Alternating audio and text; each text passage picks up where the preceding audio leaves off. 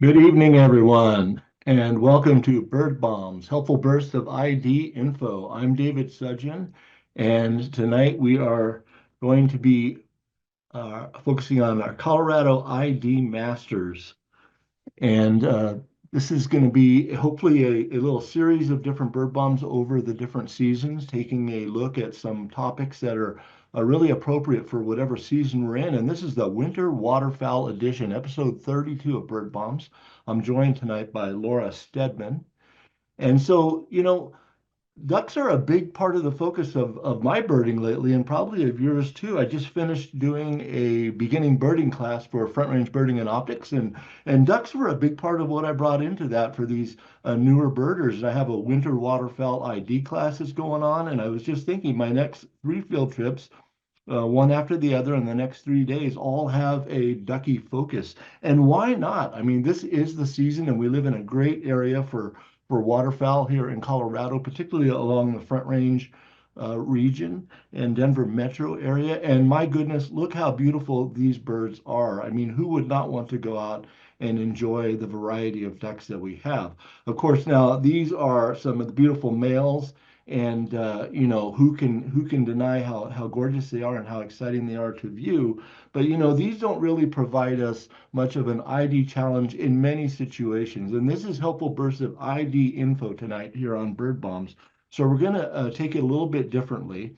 I want to break it down and piece it back together, and we're going to focus, instead of those beautiful males, for the most part, we're going to focus on some of the females, and they will be the main focus of our evening. Now, we are not going to forget about the males because we're going to include a special part for them in two of our species groups that we're going to be looking at tonight.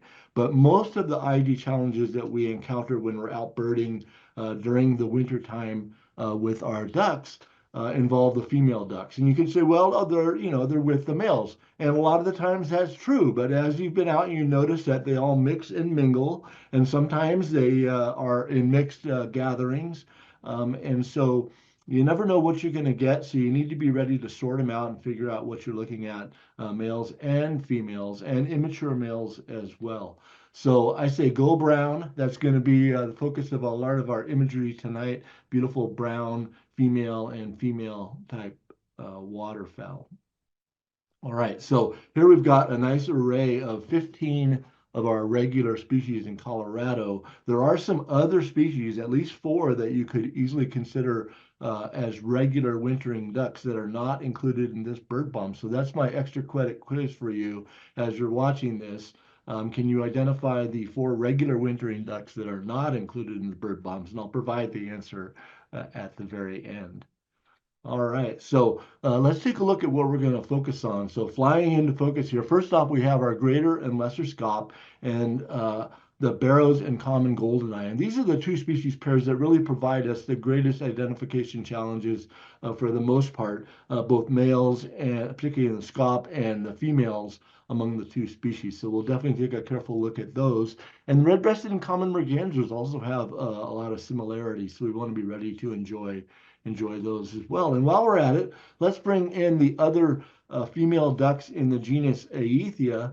And so the scaup are in that genus, but also canvasback, redhead, ringneck duck. And so we're going to bring those females into our identification mix tonight. And then we're going to wrap it up by considering, a little bit briefly, but consider our dabbling duck females. We have 6 different dabbling duck females that are regular here in the metro region, Front Range area of Colorado, well, really the state in general. And so we'll take a look at those as we go along. So here is our listing of species. And so tonight we're in the family Anatidae and subfamily Anatinae, a little suffix change there for the subfamily. And so these are our ducks. And you can see our listing there of common names and scientific names. And I have our 4-letter codes there. They're all standard 4-letter codes this time, except for the very first one, the northern shoveler follows a secondary path to avoid conflict with northern shrike. So NSHO there for the shoveler. And you'll notice I've broken down the group here into 2 colors, if you will. So we have those highlighted in yellow are our dabbling ducks. So these are surface feeding ducks. dabbling ducks are, the surface of from the surface of the water or up on the land, grazing on grass. Occasionally they'll dive underwater, but mostly surface feeders. These ducks are a little bit lighter in weight. They can take off vertically, and they can walk around comfortably on the land. Their legs are positioned so that they're comfortable waddling around on the land. And one of the things that's distinctive about the dabbling ducks is a speculum, and we'll talk more about that. You can see it on the wing of the mallard there on the secondary flight feathers.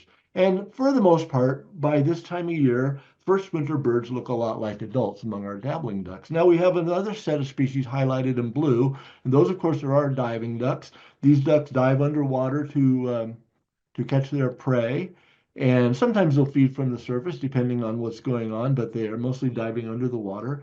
And these are heavier bodied ducks, usually require a running takeoff, a long pattering along the surface to get up into the air. And they're a little bit ungainly on the land. So you don't see them on the land as much as the dabbling ducks, and they don't walk around the same way. And one thing that's different about the diving ducks is that their first winter males appear like females.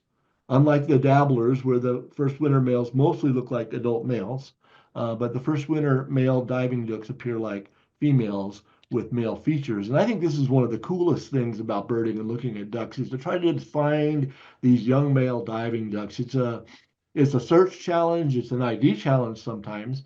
I'll put that out there as a fun thing to work with as you're looking at our diving ducks. See if you can discern the section age here. And we'll talk more about that as we go along. So we got to begin with some of the facts of life here in our ducky world. And one of them is that in poor lighting, bright colored male feathers may just appear dark or kind of blackish. So you got to be ready for that. Or sometimes, depending on light angles, where you have shades of blue and green and purple, they can kind of shift from one to the other as light angles shift. So these are not static elements, but they're things that are reflected by, no pun intended, reflected by the lighting situations. So another thing to consider is that adult male dabblers, when we see them in the summertime, they're in a brown female-like eclipse plumage, but they've already molted largely to their bright plumage by early fall. And so most of the male dabblers we see are brightly colored individuals. Some of the juveniles require a little longer to acquire an adult-like plumage into fall, and northern shovelers are notorious for a slow progress to a full bright plumage. So a little progress there is pretty quick for the dabbling ducks. The adult male divers, though, as I was saying, they have a little, well, I didn't say this yet. So they're molt into a duller summer plumage. And then by the time we see them arriving in the fall, coming in October and November into December, these birds are already molting into their bright plumages. Some of them are quite bright, but a lot of them are still a little bit subdued when they arrive, like this greater scaup. You can see he's kind of a brownish along his flanks here and not quite all together with his color on his head. So he's in the process of brightening up. So these birds are actively changing during the fall and winter as they transition from a drabber to a bright aspect. So another thing to know is that the first year birds, as I was mentioning, are colored like females, but they have adult male-like features. So the bill coloration and the eye color often reflects the adult, while the body looks a lot like a female. And some of these young males acquire male features during the course of the winter. So you can see things progressively change or notice some different things on different individuals. Like this golden eye, you'll see is mostly a gray body instead of a largely white body of a male. And it has a dull head. It's brown, like a female, and it has that oval, though, of the adult male. And its bill is all dark like the adult male. So it's in transition. Another thing to notice is that sometimes head shape is an important ID feature among our diving ducks in particular. And the head shape can change when the bird is about to dive. So here's two images of the very same lesser scaup. And as the bird is just getting ready to make a dive, it'll flatten its head shape, flatten its crown down. And so the shape of the head, which is an important feature on scaup ID, is no longer helpful in that particular little time period. So you want to be considering what the bird is doing. And lastly, the reality, and people always ask, well, do they hybridize? Yes. Ducks are pretty frisky, and they do a lot of mixing. There's some hybrid combos that are a little more frequent. They're all generally rare, but not some of them are not all that unusual to encounter. So they do happen. We're not going to worry anymore about hybrids tonight. If it looks messed up, if it looks intermediate, that's a direction you want to be going. Some of the hybrids are challenging to ID, like the scaup, for example. All right, so let's dive right into the scaup. And we've got our two species here, greater on the left and lesser on the right. And we've got a little scaup face-off going on. We've got all males. These are adult males. They're all in a bright plumage. Some of the scaup we would see right now in late November would be brownish at their sides. In fact, many of them, a little bit brownish, not so clean whitish. But here we have nice bright male scaup. And you'll notice the scaup plan is black front and rear, with white at the sides. And then their back has a unique patterning, almost unique. The redhead shares a similar pattern, but it looks gray overall. And you'll see that it is a fine pattern of what I call vermiculation. So like where worms are working in wood, beetles, where they make these little fine little lines in dead wood. So you have that sort of a pattern on the back of the scaup. And you'll notice the two are not quite the same that way in terms of kind of the coarseness or density of their markings. Anyway, so the vermiculated gray back, they have dark colored heads, yellow eyes, and pale blue bills. That's one of the colloquial names for scaup is a bluebill. When we're looking at scaup, we want to consider the size of the bird. They're not very different in size, but the greater is larger. We want to consider the shape of the head, the color of the head when we're looking at males, the size of the bill, and what we're going to call the nail, which we're going to conflate to be the whole kind of dark area at the tip of the bill, although sometimes the actual nail is a little smaller, but it blends with other dark that may be nearby. And the nature of the back vermiculation and the amount of white in the flight feathers, which is something we only think about when we're looking at flying scaup. So here's our two species. Let's just kind of take a look. Can't really directly truly compare size, of course, in these images, but the greater is about 10% larger, and I think you can get a sense of its bulk just in the pictures. The greater, so one of the key differences when you're looking at the scaup is you want to look at their crown, okay, their crown profile. And so that's the crown profile there on a greater. Here's a crown profile on our lesser. That's what I'm talking about, right? So we'll notice that this has a very smooth profile here. There is nothing breaking up that nice smooth line. And in contrast, the lesser scaup has a little bit of a disturbance right there. And I call that the disturbance on the rear crown. We can see it on both those scaup there. In fact, I think it's my next little feature there. I'm pointing it out for you. So that little bit of feather differential on the rear crown of the lesser scaup is a key ID feature, and you can view it even though it's very small and subtle. You can view it at a great distance, most particularly with a scope, but it shows up well even on sleeping birds as we see. Now notice the on the greater scaup, the crown is kind of a flat shape or maybe a smooth dome rounded shape. These two images are a little different that way, and that shape can change a little bit with how the bird's holding its feathers, but either flattish or kind of domed. And if there's a center of gravity, it's forward of the middle. So we can say that the peak is a little bit forward of center versus the lesser scaup. We see the peak is toward the back part, and there's a little bit kind of a pointed crown effect often on the lesser scaup. The greater's bill is bigger. We can't appreciate that a whole lot directly, maybe a little bit in these pictures. You can certainly see that. I guess it'll look a little more. It has a bigger nail, so we'll look a little more carefully at that in a moment. That usually widens out. And the lesser scaup's bill is a little smaller, and its nail is more slender. And you'll notice the vermiculation on the back of the lesser is a little coarser than on the greater scaup. Now that's a detail you can really usually only appreciate in a good close view or maybe with a good quality image to look at from your camera. All right, so here's some other images to look at showing more than one individual. So what I want you to focus on these pictures is to just look at the head shape, just kind of soak in whether or not it's really a smooth crown or whether there's a little bit of a disturbance going on. And where is that center of gravity lying? So we have our greater scaup on the left side, and we can kind of see very rounded, very beautiful looking heads there. The little center of gravity to me always looks a little bit forward on these birds. It has to do a little bit with the placement of the eye. But on the lesser scope, we can see this little disturbance back there on the rear crown, right? You can see that. And so, and their center of gravity is a little bit to the rear of the center of the crown. All right, so here we have um, bringing in some females now into our mix. Again, greater on the left, lesser on the right. Notice the sleeping male lesser. Can see the little disturbance on the rear crown there. Little trick here. I've got one immature male scop in this picture. If you've got a sharp eye, see if you can pick it out among these two images across the bottom. It looks a lot like a female, but we'll get more into that a little later.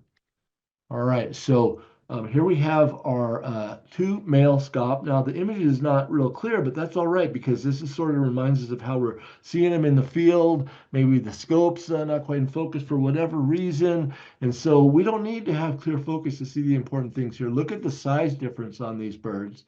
Look at the nail. So the nail is this dark area in the middle of the tip of the upper mandible, and it is broadens out a little bit into almost a triangular shape on the greater scop, and it's more parallel sided and narrow on the lesser scop. So notice the width of the bill, the difference in the nail shape, and the overall size of the birds.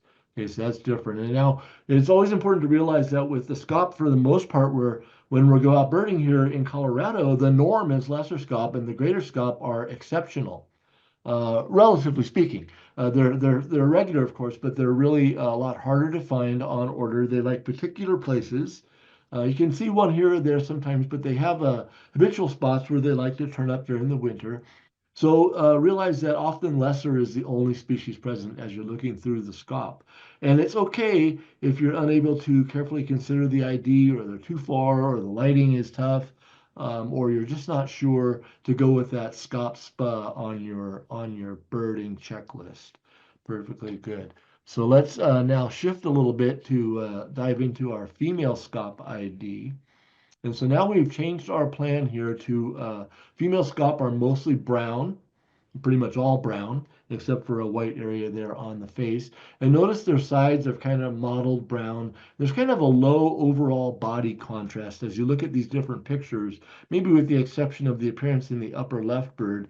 The wing, the upper part area, the back, feathers and so on. Here we got scapulars and tertials. And then the sides don't have a lot of contrast between. So the scaup overall just kind of looks generally brown, and it's a fairly dark brown coloration, particularly above. Notice one unique feature on our scaup is it's broadly white around the front of the face. Sometimes you'll see that more extensively white, sometimes a little less. I think a lot of times the greater shows more white than the lesser does, but they both basically have white along the sides of the bill and wrapping over the top of the bill on a female scaup. And their bill is kind of like a drabber version of the male's, kind of a blue-gray, pretty much unpatterned for the scaup. And sometimes you'll see a little bit of another face image feature, like a pale area on the cheek or the ear area here, like on this lower left greater scaup. Particularly other seasons, you might see that, but don't get thrown off. Notice the real feature we have is that white at the front of the face. So when we're looking at scaup, like we were just saying, we're looking at size, we're looking at crown profile. Those things still apply with our females. Size of the bill and nail, just like on the males, and the amount of white in the flight feathers, which we haven't looked at yet in detail. So it's the same features. We just don't have the head color to deal with. And I'm recalling now that I just skipped the discussion of the head color. And that's okay. We'll come back to that. Think about the greater scaup being green, lesser scaup being green or purple, or things in between, so it's a little more variable. All right, so here, in fact, let's go back for a moment and just consider our female scaup again. Look at our head shape. Greater's on the left, nice and rounded.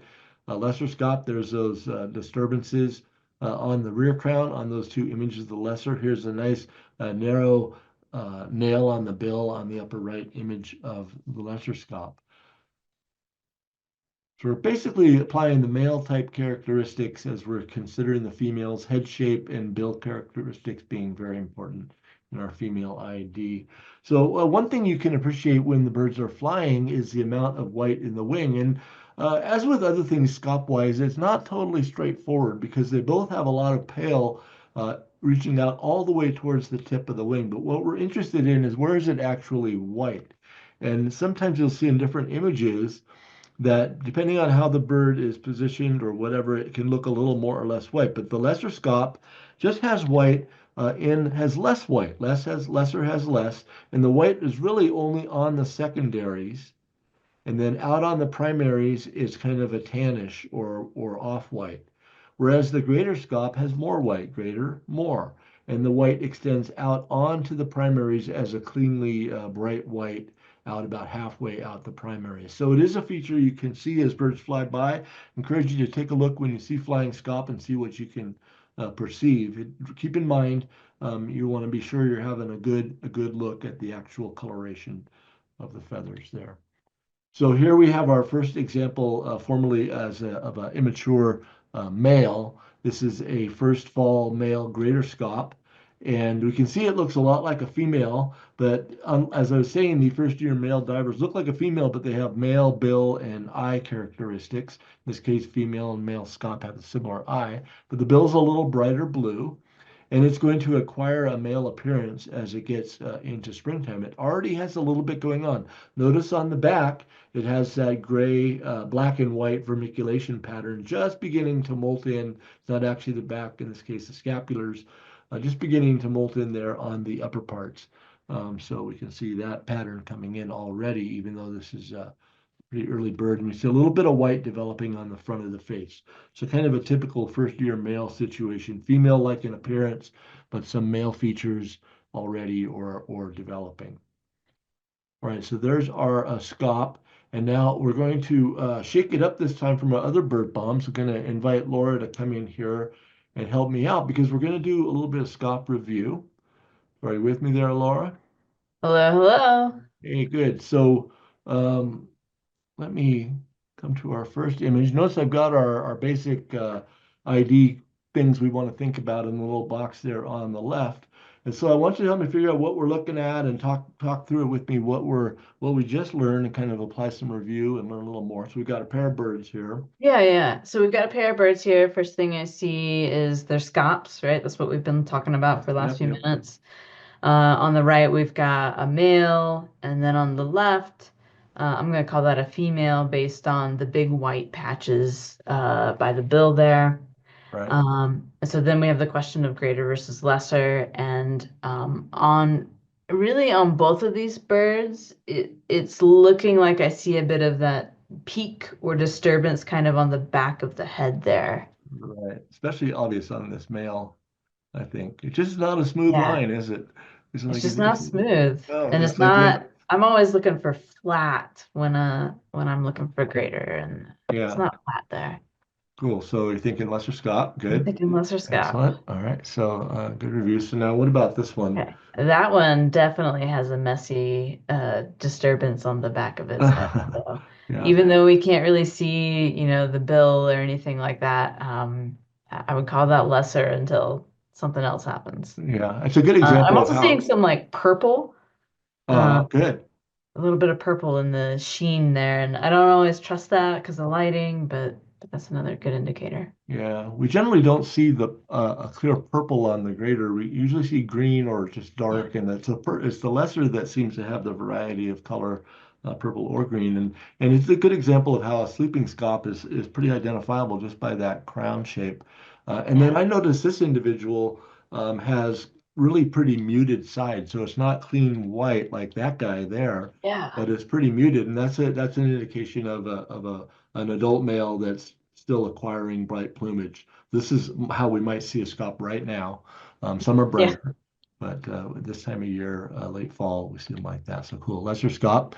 And so here we have a head-on bird. Ooh. Don't get many views like this one, I'll have to admit, but No. it's really sweet image. So Yeah, what yeah. do you see here?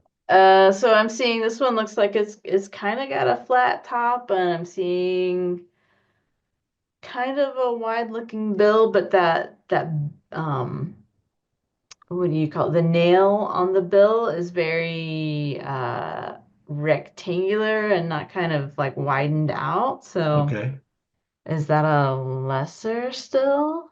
Yeah. Right. And in this case, that's kind of all we have. Well, we can't really judge anything with the head shape. I love how Yeah, I can't Scops, see the back of the head until it swims a little bit. yeah, probably would be able to, but you're right. The nail is that kind of parallel sided. You said rectangular. I like that description versus kind of triangular. Um, and the kind of coarse marking on the back is kind of fun to note there too. Oh So yeah. lesser Scop. And so now we're gonna go to another image here. So what do you have Okay. here? So the first thing I'm seeing with these, I'm looking for that lesser sort of disturbance or the peak, the messy spot in the back of the head, and I'm not really picking that up on any of these birds. Most of them have pretty bright white sides, and they all kind of shine green. I don't see any purple Yeah. shining, so all of that to me points to this is a fun group of greater scop. Yeah, I love that. I just love their head shape. I love how rounded it looks. And you can Uh-huh. see a little bit of the green on this close left-hand bird, maybe more than the others. And it's kind of a good example of how that color can sometimes be kind of subtle too, because it's kind of just Yeah. darkish. So excellent. So here we have two more, Oh uh, gosh. some females this So time. yeah, so a couple of females. We can't really see the back of their heads. Maybe we can see a little bit of the back of the right one, but they do, I can see their bill and the nail on their bill, and I'm seeing that big wide triangle on their bill that previously we said the rectangle was kind of Yeah. lesser scop, the triangle is kind of greater scop. So I'm gonna go with greater scop on these. Yeah. And that's a good feature to see even at a fair distance. If you have some good optics, which we often do Yeah. when we're out looking at ducks, you can look for that as the bird turns to face toward you. That's when you want to evaluate that. Also notice how dark these ducks look. If we're Oh just to yeah, see that's these good. female ducks among other female ducks, we probably would appreciate they're relatively pretty dark. We got some greater females. So here's a fun image. We've got three different scop. We see Yeah. two males and one female. Yeah, yeah. So the one on the far left, I see that messy little peak or disturbance on the back there. Uh-huh. I'm gonna kind of go ahead and pin that one as a lesser scop. And Okay. then the other two, they have a much flatter topped head. And the other thing that I notice a lot with the greater scop is that like that male there in the front, he's got a really flat head, and then the sort of angle down of the bill, it just looks very different than the steeper overall angle of the Right. lesser. So I think, that last one is the lesser, and then the first two, the female and the male are both greater. And Hey. I can't really see much of a size difference, but Yeah, that can be hard probably that. depending on the photo. That may be hard to discern. And even the bill at this angle is hard to discern much differences with this For one sure. image. But a Yeah. good assessment of the face. And I think part of the thing is like there's a center of gravity or whatever. A peak is sort of forward there, and the eye being kind of close Yeah. accentuates that. But here the peak is back this way. And you're right, it's a different shape. They're hard to describe. But there's something different about how that forehead is shaped. And so good diagnosis. Excellent. And I think we're going to continue on to our next set here. And so now we're going to take a look at our golden eyes. We have a Barrow's golden eye and common golden eye. The common golden eye is much more broadly distributed as a overall as a breeder and as a wintering bird than the Barrow's, which is much more limited in where it occurs as a much smaller population. We have them both here in Colorado, but just as with the greater scop, which is pretty sparse, the Barrow's is relatively sparse down here in the metro area, Front Range region. It can be hard to find Barrow's golden eyes. You got to go to particular spots, maybe where one's being seen, or you get a little bit lucky as one or a few show up. But if you want to see Barrow's easily, you want to go up into the mountains along some of the reservoirs and rivers up in the mountains of Colorado and in the western slope. You can find Barrow's golden eyes a little more consistently. So here we have the males, and male golden eyes we can appreciate. They have big looking heads. There's some kind of a white thing going on the lores. The lore is the area between the eye and the bill. We see a crescent and an oval. They have bright white bodies with black on the backs. The pattern on the back is different between the two species. Up it says vermiculated gray back in there. That was a holdover from the scops, so forget about that. And gotta line that out. Generally dark colored heads, yellow eye, not a pale blue bill. So I had some editing here to do with that. So, but in fact, they have dark bills.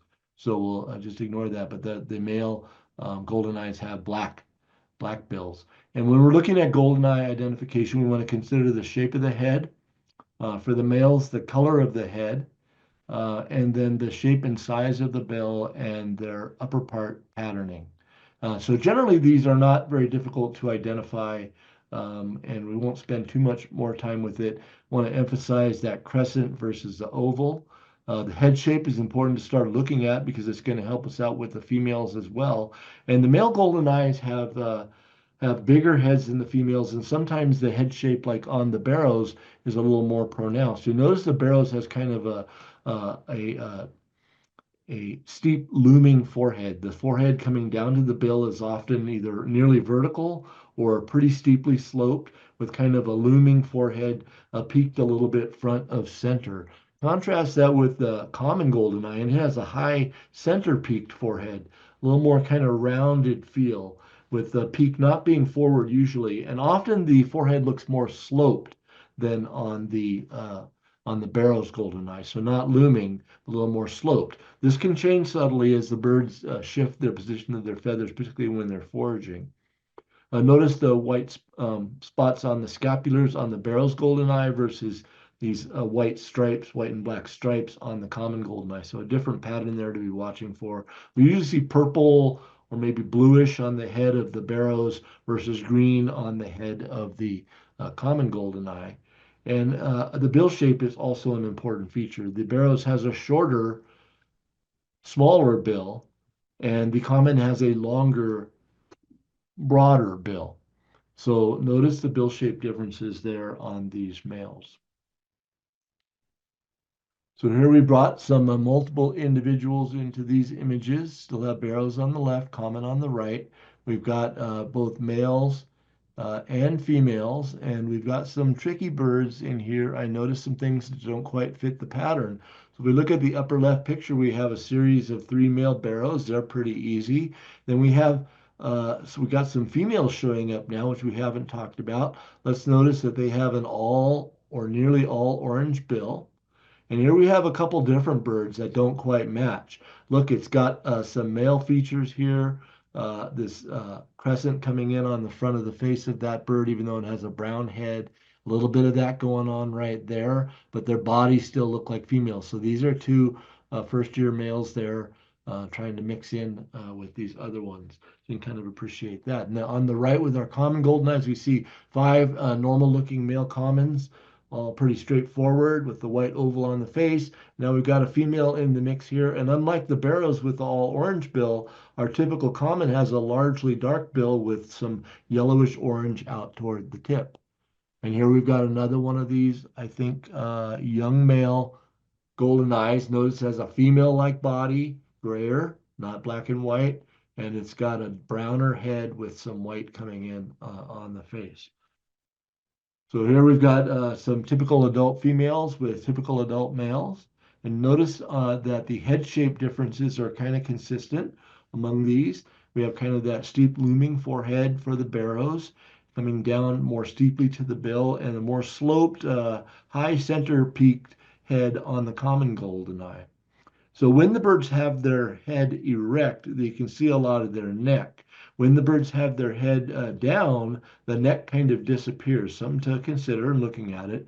Notice that the rear part of the nape, the lower nape area, projects out rather dramatically on the Barrow's goldeneye, more so than on the common.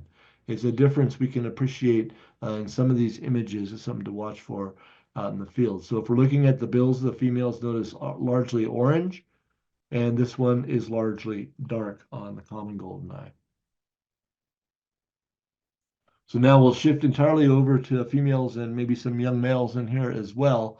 We've got a few other adult males to keep us honest here in the mix. So we've got our barrows on the left, common on the right. Let's consider again head shape and with the forehead steepness, where's the center of the peak on the head, and how much orange, what's the color of the bill? Is it extensively orange or mostly nearly all orange? That's barrows. If it's mostly not and mostly dark, that's common. And sometimes there's kind of an intermediate situation on the barrows where they kind of have maybe a little less than half is darker, but notice that it's still more than just the tip. And often is a little brighter orange coloration than the commons, which is a little more yellowish. And sometimes the common will have a little bit more, but that's fairly rare.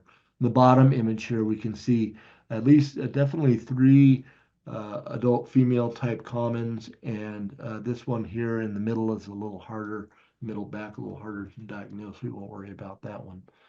Um, yeah. So with the female golden eyes, we're looking at unmarked dark brown heads that contrast a lot with that white neck. Gray bodies, and notice they have white at the sides, something you can see from far away, helps you to identify them as female golden eyes.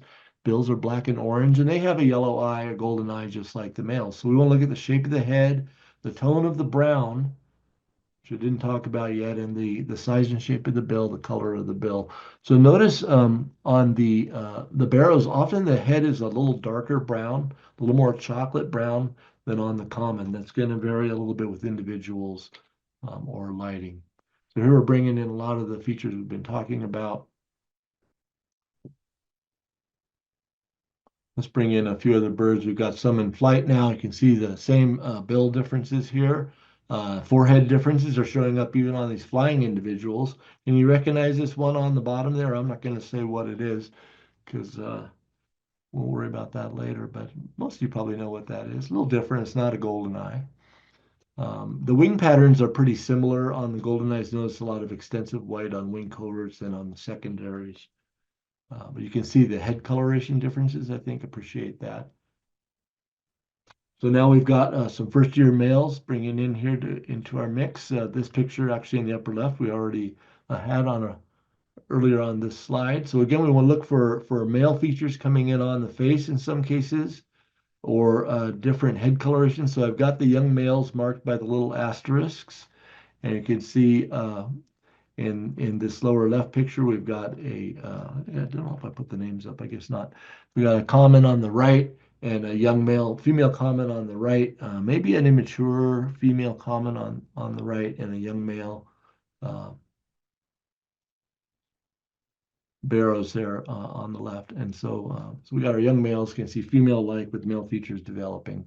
So we're going to shift to our GoldenEye review here. And I've got a little box, invite Laura to join me here.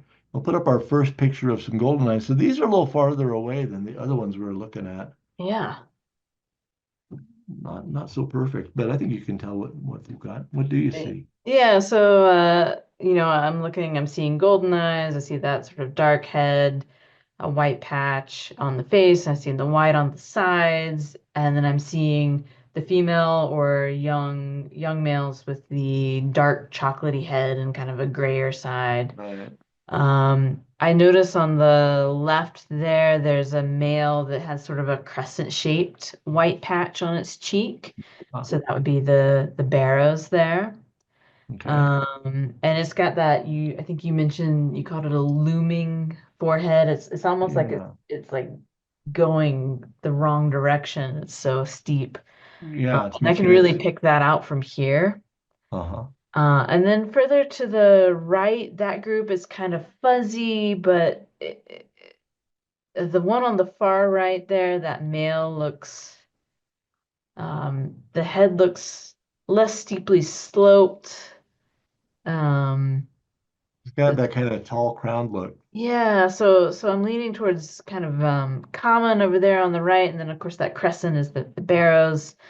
The ones in between are a little hard to tell. Yeah. Yeah, I think we got just the one barrows here and a bunch of common. We can't see them all real well, but the ones we can see the head profile on, in case of the males, obviously the Yeah. white marking on the face, it gives it away as commons. This is often how you would see along the Front Range area, metro area. If you see barrows, it may be the only one amongst a number of common. They feed together, Right. and so you want to be trying to pick out the one Yeah. bird from Yeah. the I, others. I I also wasn't seeing the like a big orange, all orange bill on females there. Yeah, right. Yeah, definitely not. Okay, well, here we have some females. Oh yeah. Um, Yeah, yeah. So we talked about how the The Barrows, which is the one on the right, has the really orange bill. It's mostly orange, if not all orange. You mentioned how the feathers on the back of the head on the nape really kind of extend out, and that's not something I'd really paid attention to before, but that's really Mhm. noticeable now that I Yeah. look at that, and it's kind of a darker, more muted brown almost, as opposed to the common goldeneye on the left with the more chocolatey brown. Those nape feathers really don't stick out that much. And it's got a lot of black on the bill with just a little bit of orange. Yeah, and the forehead slope is evident Yes. difference in Yeah. these two as well. So cool. So here we've got a fuzzier view. It looks like these look like soft little toys. Obviously, we got Yeah. a buffalo head in there. We Little want buffalo head in there, yeah. easy. So I noticed a lot of dark on those bills, with just a little bit of an orange tip there. So to me, that says those are the common golden eyes. And the forehead slope isn't like super crazy. And we've got a Yeah, couple that are all dark. I can't tell if that's an image fragment it's or if hard to maybe these say. are, And young. also the younger female may have a bill more that appears more like this with kind of an indistinct orangey area Mm-hmm. down there at the tip and more dark. This one's hard to say, but we might have some younger males in there. But definitely common golden eyes, good. Here we've got a group heading away from us. Yeah. So again, females or young males, perhaps. I don't see any, I'm not picking up any yellow on the bills, maybe a little bit on one. So I'm thinking these are common golden eyes. Again, we've got that forehead slope. It's not the super duper steep. The bills are Uh, big too, yeah. big and long, good. Common golden eyes. Here we've got a couple immature males that called out um, based on what details I could discern. So fun. Now we've got birds going the other way. Fun one. Okay, so we've got a mix of things here, right? I noticed immediately, looking at the again, like the bill color, I see a lot of almost completely orange bills. Those are the female Barrows golden eyes. And Okay. then there's several different males here, and I pick up the two males in the back have the really round dots, kind of greenish heads. Those are the common golden eyes, whereas the crescent with the kind of purplish heads in the front. And someone was told me they look like piano keys on their sides of Barrow's golden eyes. They have much more piano keys as opposed to a little bit more white on the common. I guess So that depends if you're looking at the dark keys or the light keys. right, yeah, I kind of I But think the patterns are the different. ivories are more distinct, I guess, is Yeah, what you would yeah, say. I agree with that. So that's cool. I like how the colors on the heads show in this Yeah. image. The purple's really a neat purple blue of the barrels is pretty cool. So here we have we've got a goose butt there on the right. Let's not worry about that. But we've got three golden eye out Yeah, there. so immediately that male with the crescent jumps out at me. So that's the Barrow's golden eye, again with those that white patterning on its side. And then we've got two that are either female or young male. The one directly below the Barrow's golden eye is I would call a female common golden eye with mostly dark bill, a little bit of an orange tip. And then the one on the left there doesn't have any orange on its bill. And if I squint, I almost see a little bit of white starting to show up there right by its All bill. right. Um, And it and it looks a little paler on the sides here has kind of a too. steep looking forehead, so I'm inclined to call that maybe a male Barrow's golden eye. Yeah. I think actually it's a common. I think the The bill's a common. little longer. It's hard to maybe be certain for that Yeah. one. I probably wouldn't call Um, that on eBird, but and I yeah, just well, want to one look. thing that's kind of cool is the dark on the immature male, whether it's common or barrows, is going to be a darker color than on the female. You can kind of see Sure. that little difference is something that might catch your eye. So sometimes they're tricky, and we can go golden eye spa if we're Yeah, not sure. sure. So that's all right. So I have immature male common on there, but I'm really not absolutely certain on that one. Yeah, that's a So tricky one. we'll now leap into our elegant female type divers, and these are our two mergansers that we're going to consider. And I think these are really tremendously elegant birds that are big size, long necks, but very graceful kind of shapes are really sweet. And I say female type because the immature males can be a little harder to pick out, particularly for the common goldeneye, and these guys take a couple of years to get into an adult type plumage. So a lot of the ones we see that are immature males at this season may look quite a lot like females with just more subtle differences. In fact, I think this individual on the upper right, I'm just going to say is, I believe, a immature male common and not actually a female, but we'll say female type. So here we have our two species, red-breasted and common on red-breasted left, common on the right. And we could consider with female mergansers, so the hooded mergansers in a different genus, Lophidites, not mergus. These are big ducks. They have a long body and neck. Their slender, serrated bills have some coloration different from our other ducks, a kind of a reddish orange, often looking fairly red looking on the common merganser. But that kind of slender with actual serrations like little teeth on the tomium of the upper mandible. And then the nape on mergansers is kind of cresty. Sometimes it's held down, sometimes it's held up, but a little crest going on, and their bodies are gray. So here we're not really going to focus on our males too much. We're just going to stay focused on the females because the males are pretty easy.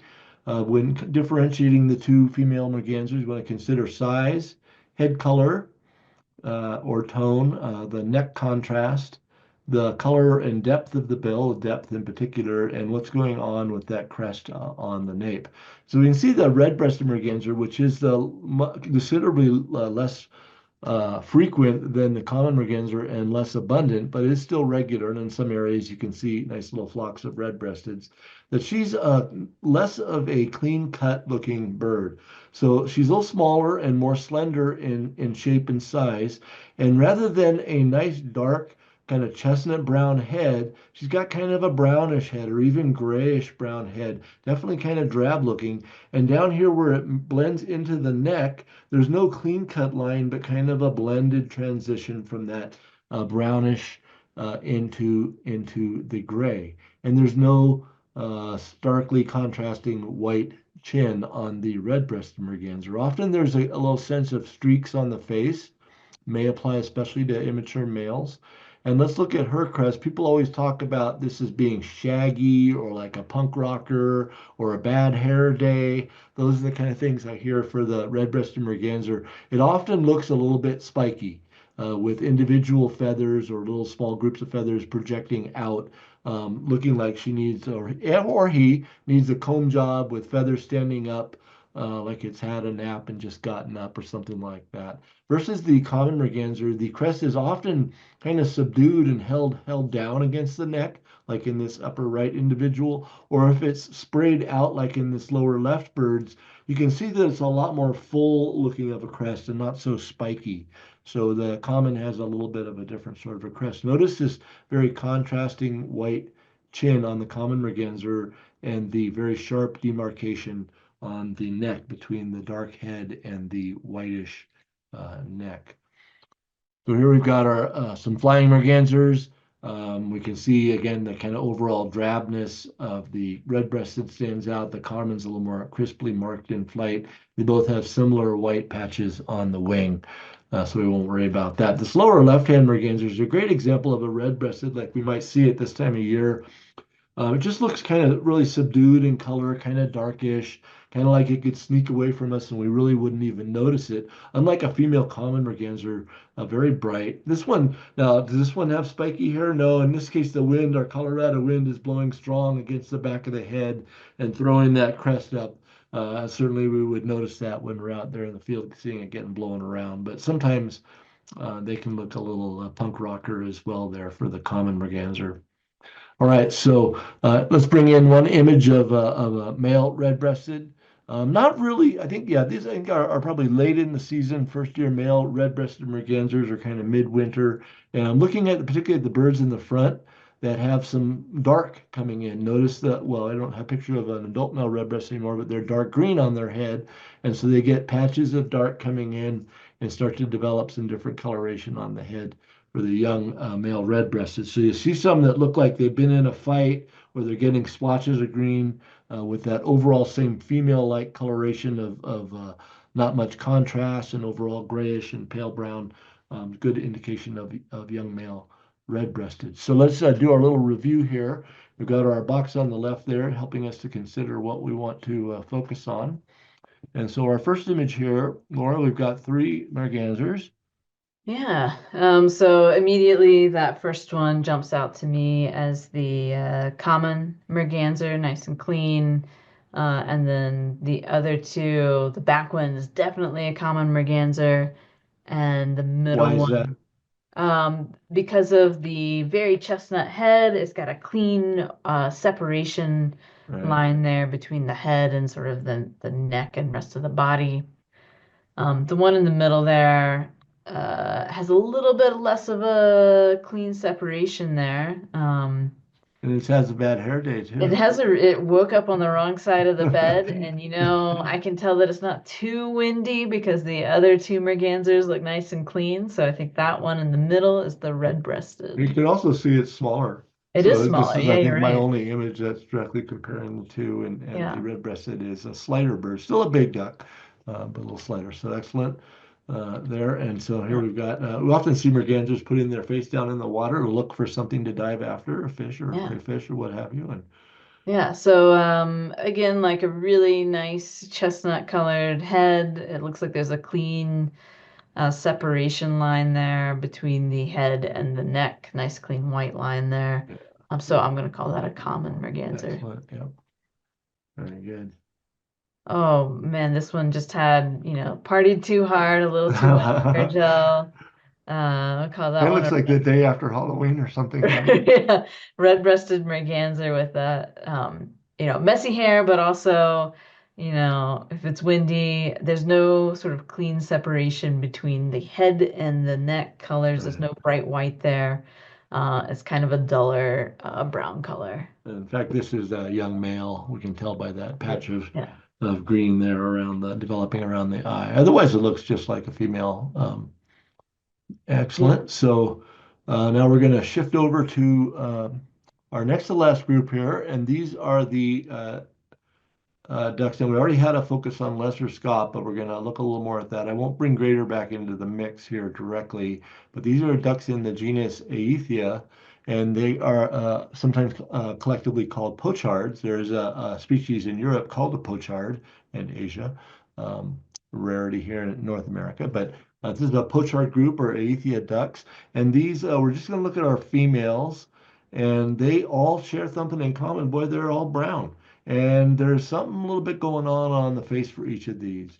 So when we're looking at our female ducks in this genus, we want to consider the size of the bird, the head shape, any markings on the face, and then the shape of the bill, and the patterning on the bill. We can see the patterning is kind of subtle in a lot of cases, but there are differences going on there, and even in the shape as well.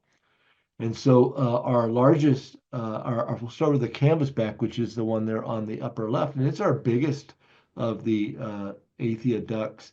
And it is, you can notice that the female has, the male has that bright white back, but the female's body is kind of a grayish, kind of pale gray body, contrasting with the brown breast and neck. So notice that body contrast is not matched by any of these other females in this group.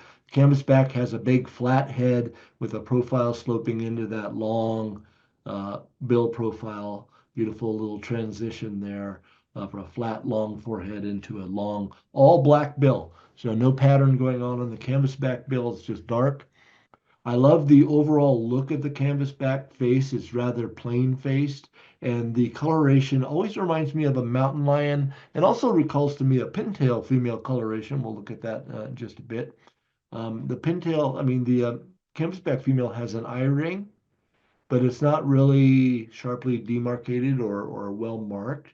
But you can always see an eye ring there and a suggestion of a white postocular line, postocular behind the eye. So I could have said a white line coming back from the eye, but I had to say postocular because it sounds more technical and it makes me sound smart. So there's our canvasback. And now let's compare to the other, a little bit smaller bird, but a little bigger than the other two is this redhead. And female redhead is kind of a little more medium sized. And we can notice right away on the redhead, unlike the canvasback with the gray sides, redhead's all brown.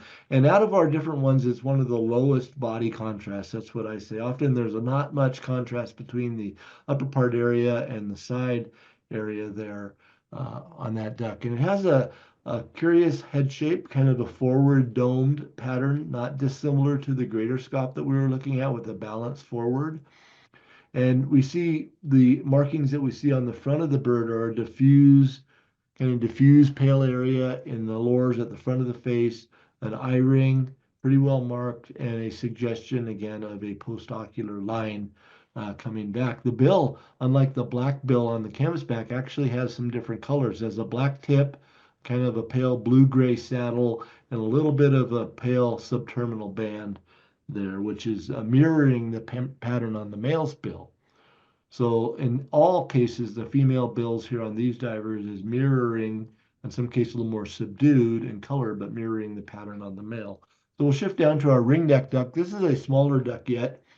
And one of the things I really like as an ID feature on the ringneck duck is this interface between the darker brown upper parts and the paler brown sides, this nice curving, beautiful dark line. Notice that doesn't stand out in the same way on these other female ducks. It's a feature you can see at a distance. It's really good when birds are sleeping as well. That kind of nice contrast with that beautiful curve there. And let's notice also the shape of the head. So the ringneck has a high peak on it, not too far off that common golden eye, but the peak a little bit more toward the rear of the crown, maybe like on a lesser scop, but a lot more pronounced than on the scop peak. So here's a lesser scop for contrast. So you've got more of a high dome effect on the crown of the ringneck duck. And it has three things going on in the face. Usually a very strongly pronounced pale crescent shaped area at the front of the face. It may look kind of creamy or definitely whitish, but a big, nice pale area there. A well pronounced eye ring and a definite postocular line coming back there behind the eye.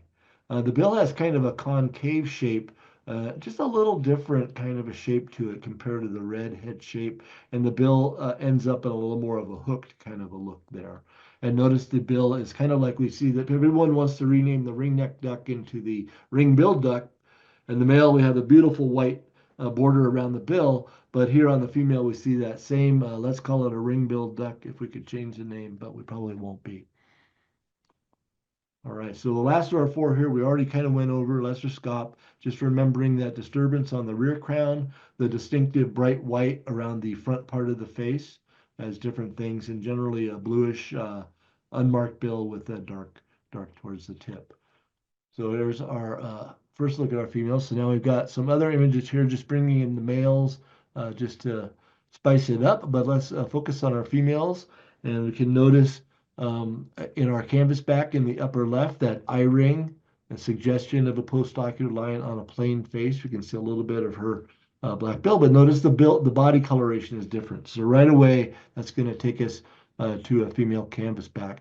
Red head, upper right, that nice pale area at the front of the face, eye ring, postocular line with the forehead kind of domed, a little bit center forward. Look at the forehead shape between this female redhead and the female ringneck duck in the lower left.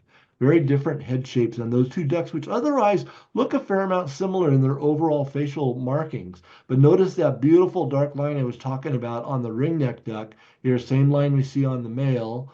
And here that female with a beautiful contrast between dark back and the paler sides. Don't really see that at all on the redhead, and we really don't see it on the scop. So a great field mark there.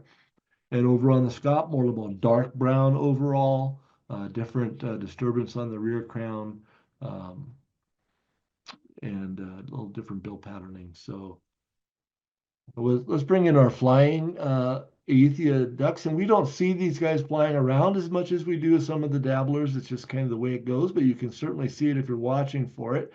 And they're not so dramatic in flight pattern as the dabbling ducks are, or some of the other diving ducks that have bright white markings. It's really only the lesser scaup that's got a bright white or a greater also white in this wing stripe. They all kind of have a wing stripe, kind of grayish to different degrees. Some of the darkest ones are the ringneck and the redhead are kind of the darkest appearing of these birds in flight. So now we've got an image here, just going to bring in our first year male, just kind of continuing the pattern. We've got an adult male ringneck duck and two female ringneck ducks. And here we've got our first year male looking like a female, but notice the brighter bill, brighter white, brighter bluish coloration, and he's starting to get some dark coloration on the front part of his head. So it's in progress of molting. So the same sort of lesson we've been learning about first year males. All right, so we'll go for our Putchard review, and we've got our little helpful box there, and we'll consider our first image here. We've got, hey, a brown duck. Yeah, that's a pretty brown duck, but the first thing that jumps out at me is the difference, the sort of two-toned body shape. We've got kind of lighter on the bottom and darker on the top, and we've just talked about how that is a good marker for a ringneck duck. Oh, well, okay, now, but let's consider a little more. Okay. So, Uh, what else do you see though? yeah, okay, so again, that's like my first snapshot view. But Is it, I'm gonna just say, is it really crisp and strongly contrasting, or is it more medium contrast? I'm just gonna hold that thought. You can yeah, tell I'm not, on you my can tell computer, I'm not yeah, happy on with my the computer image. it looks pretty crisp, but Okay, maybe well, that's a fragment. I'm also seeing a let's lot of consider kind the of things. pale right there by the bill, and a little bit of a auricular line behind the eye, so maybe it's a redhead. Another thing I noticed with ringneck ducks a lot is they tend to have, especially the young males tend to have a pointy tail, and I don't see that on this Ah, bird. okay. We didn't, maybe Um, we'll see that in some other. Well, also, yeah, let's look at the head shape. So, one of the things yeah. on a ring neck, we see that kind of high dome toward the back of the crown, right? That peak toward Mm-hmm. the rear. But here we definitely have a peak and more of a Yeah. different sort of a shape with a peak toward the front. And I think that's a key mark. I think the female redhead is the hardest of this bunch, and some individuals are Yeah. particularly hard to pinhole. And it's usually the ring neck duck that's the one to contrast with. In this case, the bill pattern even looks a little like a ring neck, but maybe not Mhm. quite as much white there as whitish as we would see on the ring neck. But let's kind of hold that. I think it's a redhead. Okay. Actually, I'm pretty sure, but we'll go on and we'll see what else we have. So here we have two mallards. They don't count for our discussion, but we have two other ducks here, and we'll Yes.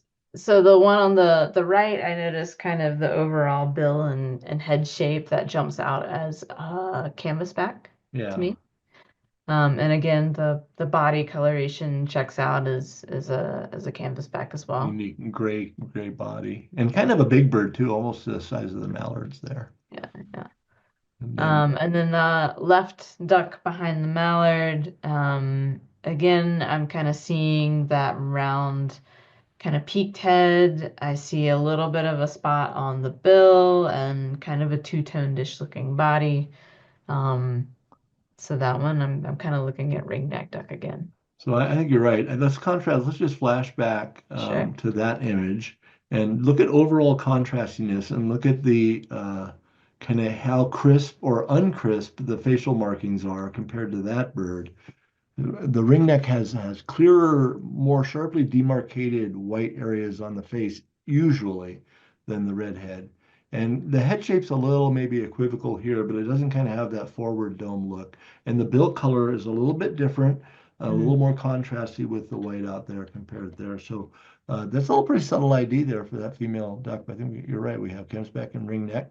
Here we've got a sleeping duck out on Oh a gosh. rock, and but I think we can Yeah, get there. So yeah, yeah. So again, I'm kind of starting to think down. I've seen that sort of two-toned body coloration, so now I'm thinking ring-necked or redhead. We've got uh, kind of a funky colored head. It looks a little peaked, but it's kind of hard to tell because it's it's obviously it's preening. I think Um, he's sleeping actually. is it sleeping? Yeah, he's Okay. got his, or Yeah. she has her head That's tucked in I'm imagining animation into there. the photo there. Um, Gosh, and I see, it's interesting. There's like a little bit of like a gray blue coloration on that wing feather, which is really kind of cool. I'm Yeah. I think what we're not real seeing sure on there. this one, honestly. Yeah, let's ignore that kind A of little thing going on hesitant. there. I think it's some of the pale in the secondaries that's poking out in a wing Yeah, that's not it's completely it's cool closed. looking though. But what I like on this bird is the strong contrast here, and there's that curve. Hmm. And that if you have a nice, really strong contrast, then you want to go toward ringneck. And I think this is our peak toward the rear of the crown, that big high peak that the ringneck duck has. And you can see it's going to have a pretty pronounced face pattern from what little we can see there. So I think we have a female ringneck duck there sitting up on a rock. Um, and so now we've got at least two species here, and one we won't worry too much about. We know what Yeah, those white ones are. They're easy. yeah, Canvasback, of course. Um, right. there's So then one that brown that one. other bird kind of in the back there, the darker one. We're seeing that darker body, we're seeing the darker head, seeing a big white patch there against the bill, Right. dark bill, and I'm, I'm almost seeing a little bit of a peak or a disturbance on the back of that head, so I'm kind Yeah. of eyeing that one as a lesser Scott Yeah, Brand. I think you're right. Yeah, even in that view, you can pick up that disturbance. It's just something about that. I love that field mark. I just get a kick out of how good it is from far away, and I always like to talk about the disturbance on the rear crown. It makes people laugh. So good job, good job. So we're gonna conclude our review here with a quick look at our lady dabbling ducks. And for a lot of more, more seasoned birders, a lot of times these don't prevent too much of a challenge when we have reasonable views. Now, it's quite common that we have birds at a distance or not so much great light. And in that case, they can definitely provide us with some challenges. But I think but for newer birders who are still kind of learning the ropes, these female dabblers definitely can throw curveballs at people. So we'll take a look at each one, and when we're considering them, it's just some of the same things we're looking at with the other ducks. What is the head shape? What is the bill shape? What is the bill coloration? And in some cases, some of the details of the plumage. You'll notice on the female dabbling ducks, with the exception of the widgeon on the upper right, that they are generally mottled bodied birds. The widgeon is a little more even colored on the sides. These other ones have a lot of brown and buff mottling, giving them a different look overall than the female diving ducks, which are a little more evenly colored, even if it's not smoothly colored. It doesn't have the same kind of mottled pattern. So shoveler upper left, huge orange bill, indistinct eye line. Once you see the bill, you can actually get to the ID really easy. It's a pretty good sized dabbling duck. Notice as we look at these different dabblers, and I won't go into detail, but they all have a different color pattern back here. These are the tertials, these big feathers with pale borders, dark centers. Here they're largely all kind of grayish, grayish. Here dark centers with pale edges. They're different on these different ones, brown. So that's actually something you can look at as well. But I'm not going to focus on that tonight. Gadwall has a steep forehead. Often the forehead comes down steeply, kind of like the barrows, not with the looming effect quite so much, giving it kind of a squarish crown, steep forehead. The lady gadwall's got that orange bill with usually a lot of black mottling. The similar bill coloration is with the mallard, which usually has a little less black. The bills are subtly differently shaped. Often a grayish aspect to the face of the gadwall, and it has a good bit of an eye line showing on the front half of the face there. The widgeon is maybe the most different. It has a bill that is kind of this odd, kind of pale blue gray, almost bone colored bill with a dark tip. Again, kind of a drabber version of the pale blue bill of the male widgeon. Unique dove-like rounded head with that soft dove-like dark eye surrounded by the dark feathering gives it kind of a gentle look. The sides of the widgeon, not mottled, but kind of nice warm plain sides, so nice warm tone going on the female widgeon. The mallard, which we see the most of, right? We're most familiar with it. We notice that orange and black bill, some tan kind of aspect to the face, not gray. Pretty nice demarcation there on the neck. Has a nice eye line. So contrast here with the Gadwall and Shoveler are two lookalikes with that. The pintail female, very elegant with a long neck and kind of elegant shape overall. Plain face with that mountain lion tawny coloration. Really no markings going on. And a silver and black bill. The main photo, you can't appreciate that too much, but the female pintail, just like the male pintail, has silverish gray sides on the bill and black across the top and on some of the margins. Beautiful bill. Green winged teals are smallest. It's a very compact little bird and have a pronounced eye line, sometimes a suggestion even of a second one, but on a darkish face. Fine modeling on a kind of a spotted breast, so the breast pattern's a little different on the green winged teal. A little dainty little duck.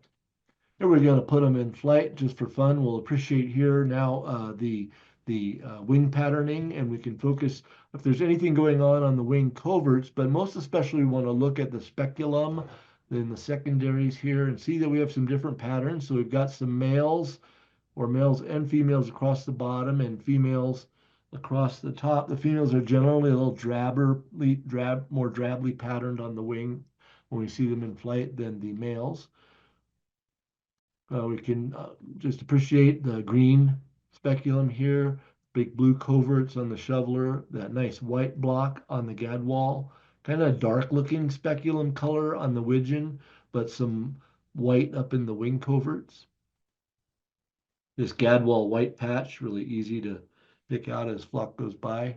Now we kept our same three species across the top here, and we brought in our other three dabblers. We got mallard, pintail, and green-winged teal on the bottom now. Mallard with that beautiful blue speculum bordered by white. Pintail kind of a bronzy brown bordered by brown and white. Green-winged teal has a lovely flash of green in the wing with some white borders there.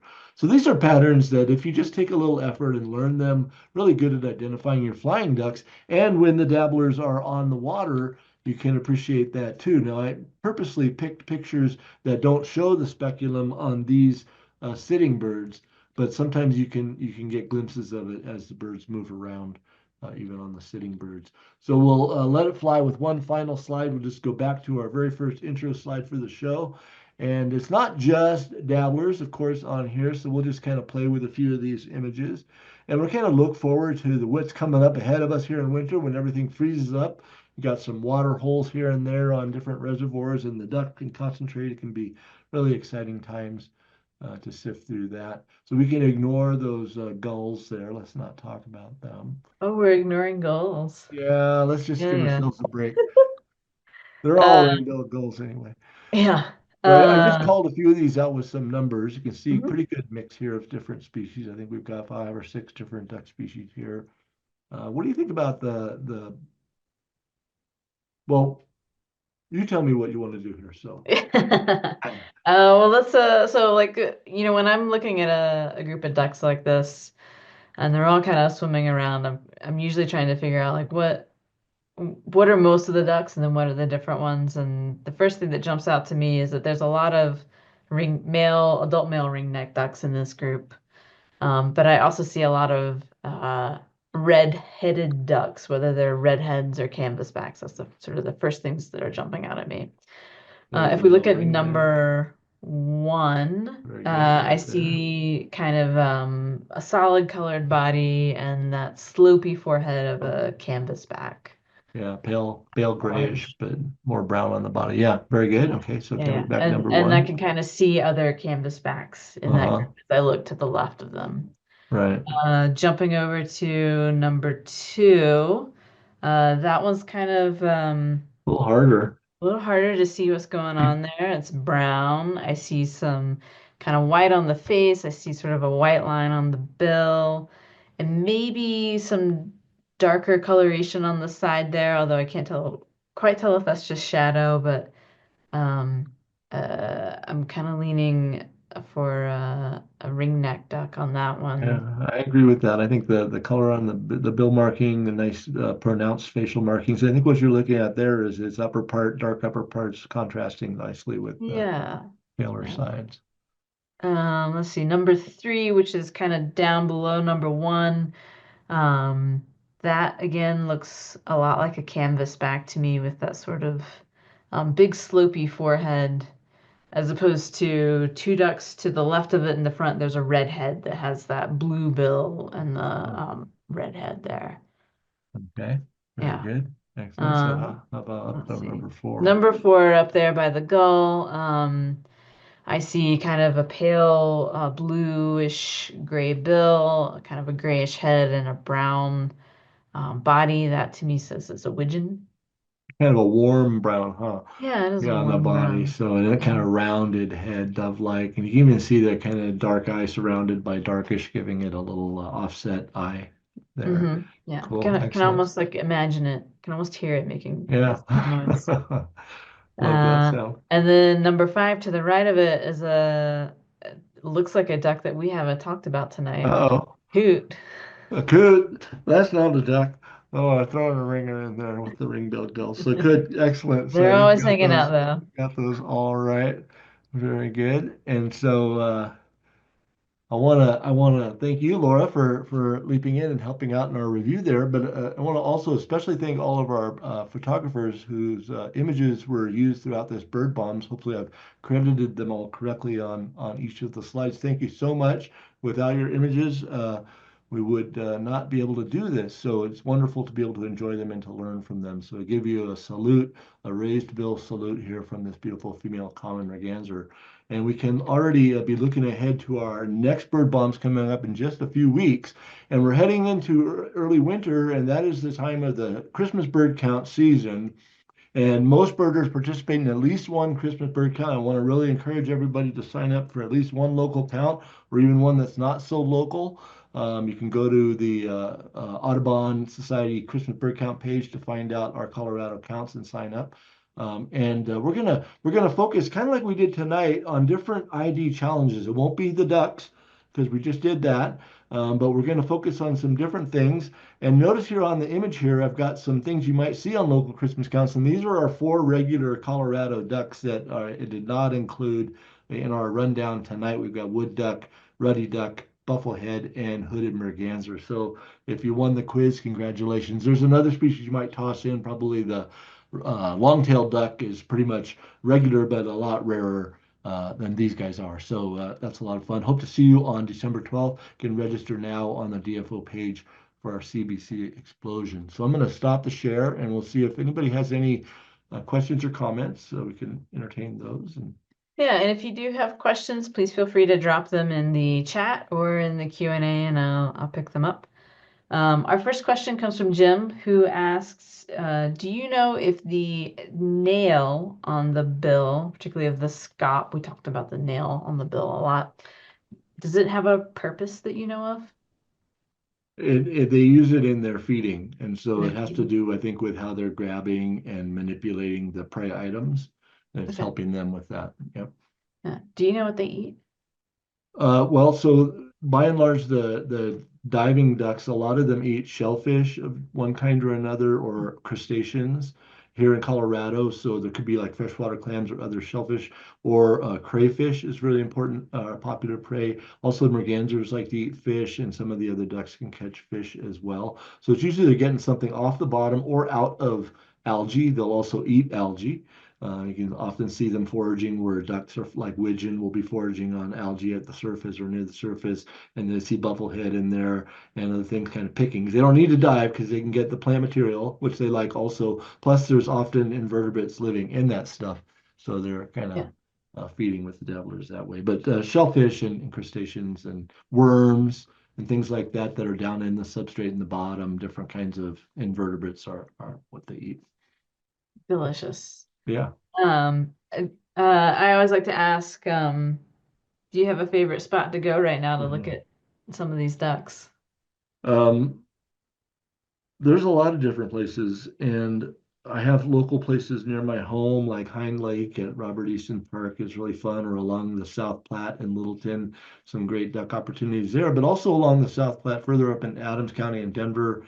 where there's a sewage treatment inflow into the river, like around 74th to 88th Street.